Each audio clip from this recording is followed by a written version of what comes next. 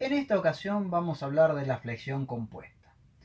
Vamos a identificar con el nombre de flexión compuesta a la combinación de dos situaciones simultáneas, la presencia de esfuerzo axial y la presencia de momento flector.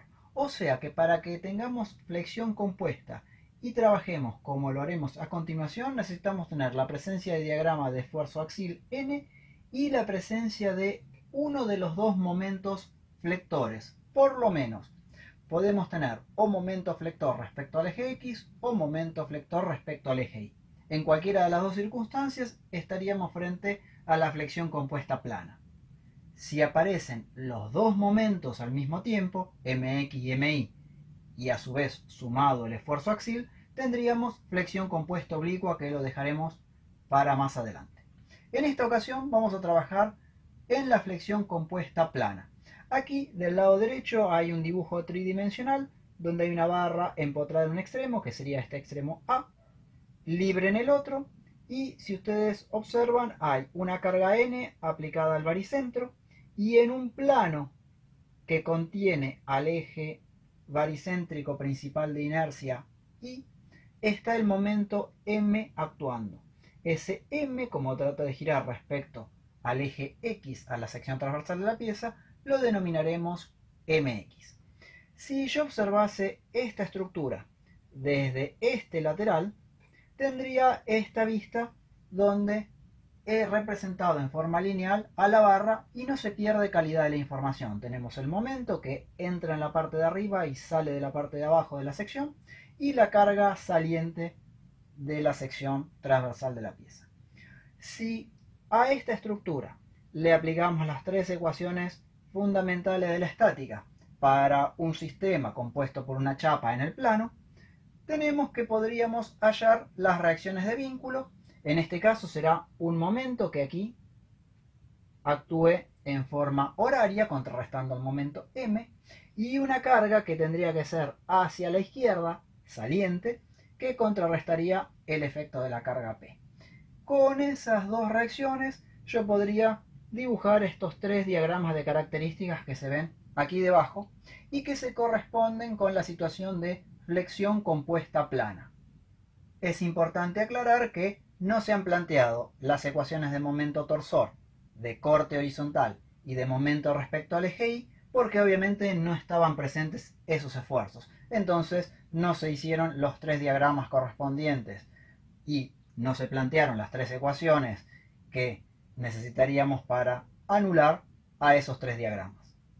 Como he mencionado, en este caso trabajaremos con MX, pero tranquilamente podría yo haber tenido un plano que contenga al eje X, es decir, un plano horizontal aquí, y un momento, con lo cual hubiera tenido MI y el corte horizontal, que también valía 0 para esta circunstancia.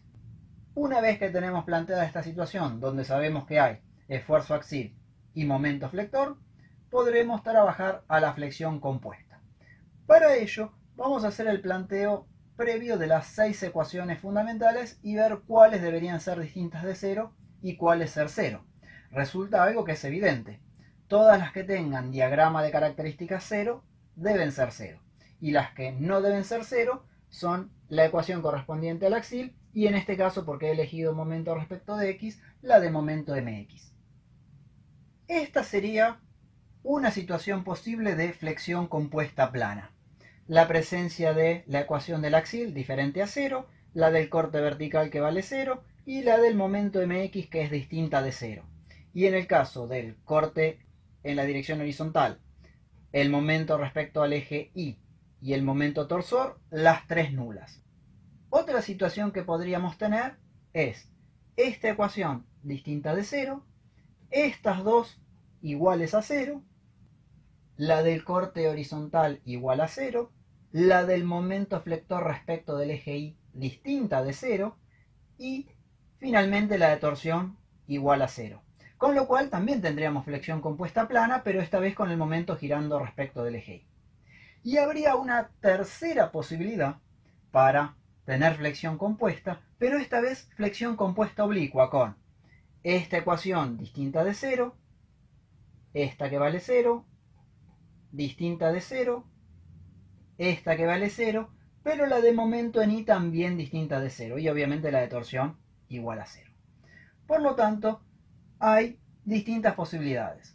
Tenemos 2 de flexión compuesta plana, sin corte, sin torsión, sin ningún otro tipo de solicitación, una respecto al eje X, una respecto al eje Y, y por supuesto tenemos la combinación de flexión compuesta oblicua con los dos momentos flectores presentes. Nosotros vamos a analizar la que vemos aquí en la pizarra. Para explicar este tema, vamos a apoyarnos en los siguientes conceptos que ya hemos visto con anterioridad. Por un lado tenemos la ley de Hooke, con sus dos expresiones que están aquí detalladas.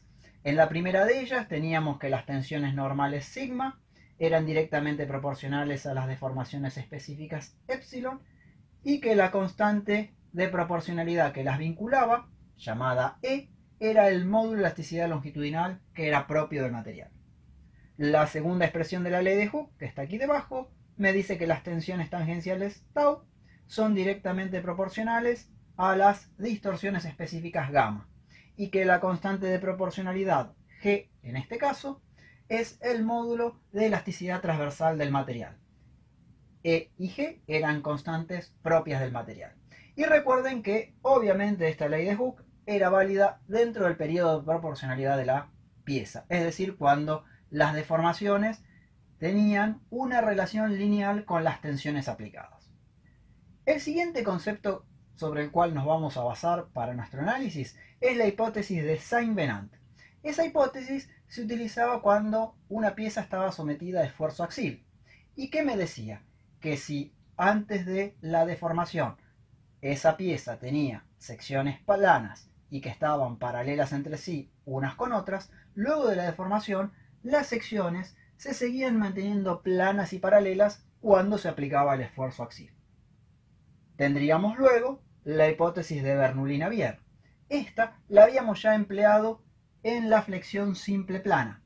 ¿Y qué nos decía esta hipótesis? Que cuando una pieza estaba sometida a flexión simple, las secciones que antes de la deformación eran planas, luego de la deformación se seguían manteniendo planas. No hablaba nada de paralelismo, es decir que las secciones tenían la capacidad de rotar. Y finalmente tenemos aquí debajo el principio de superposición de los efectos, que es una herramienta muy útil y que la vamos a emplear en este caso porque hay dos tipos de diagramas bien definidos, el de momento y el de esfuerzo axial. ¿Qué decía este principio? Que si una pieza estaba sometida a un estado múltiple de cargas, el efecto combinado de todas esas cargas sobre la estructura era idéntico a la suma de los efectos que sufría la pieza cuando las cargas se aplicaban en forma individual. Este principio va a ser básico para el desarrollo de la fórmula que vendrá a continuación. Aquí he vuelto a plantear la misma estructura que teníamos al comienzo, con el estado de cargas combinado de P y M y los tres diagramas de características que se habían obtenido. Luego, ¿qué hice? Apliqué el principio de superposición de los efectos y dividí esta estructura en dos semiestructuras o subestructuras, una con la carga P solamente y una con el momento M solamente. Si realizo los diagramas de características de esta primera estructura, tendríamos un diagrama de N, cuyo valor es P, un diagrama de Q, que vale 0, y un diagrama de momento MX, que vale 0. Mientras que cuando trabajo solo con el momento, tendría un diagrama de N o axial, que vale 0, un diagrama de corte vertical, que vale 0, y un diagrama de M, que valdría, en este caso, el valor del momento que estaba aplicado. Si nos fijamos en cada una de estas dos columnas que están aquí, en la columna central, esta, tenemos una estructura sometida únicamente a esfuerzo axial, con lo cual podría yo hacer un análisis únicamente para el axial, y de ahí tratar de obtener una fórmula de cálculo. Mientras que aquí tenemos que la pieza está sometida únicamente a flexión simple. Observen lo siguiente. De este proceso vamos a obtener una fórmula para esta estructura y una fórmula para esta estructura. Como estas dos situaciones se dan simultáneamente, yo estoy realizando la suma de esas dos estructuras para volver a tener la estructura original, las fórmulas que yo obtenga finalmente las voy a tener que sumar. Mi único problema es que esa suma va a ser una suma vectorial, no una suma algebraica. ¿Por qué? Porque de aquí obtendremos una fórmula con una tensión y aquí obtendremos otra fórmula con una tensión. Esas dos tensiones, que son normales, son vectores, por lo tanto tendremos que sumarlos vectorialmente. Pasemos entonces al análisis de esta estructura solamente con el esfuerzo axial. Para obtener la fórmula que correspondería a la solicitación por esfuerzo axial, vamos a trabajar con las deformaciones específicas y las distorsiones específicas. Y vamos a ver qué valores podría tomar cada una de esas dos magnitudes. Tenemos que cada una de ellas puede tomar el valor 0, una constante diferente a 0 o una variable. Siempre en el caso de que tome un valor variable, es indispensable conocer la ley de variación. Si nosotros no podemos obtener la ley de variación, no nos servirá de mucho el estudio que hagamos. Entonces, analizaremos qué es lo que ocurre con la deformación específica y con la distorsión que está debajo, y veremos la combinación de las 6 ecuaciones que se debe dar en esfuerzo axial. Cuando analizamos únicamente el esfuerzo axial, la única ecuación que no nos debe dar 0 es la que está planteada aquí arriba, que es la ecuación número 1. El resto de las ecuaciones deben ser todas nulas. Mientras que cuando solamente estamos trabajando con el momento flector, en este caso respecto de x, esta es la única ecuación que no debe dar 0. El resto deben ser nulas.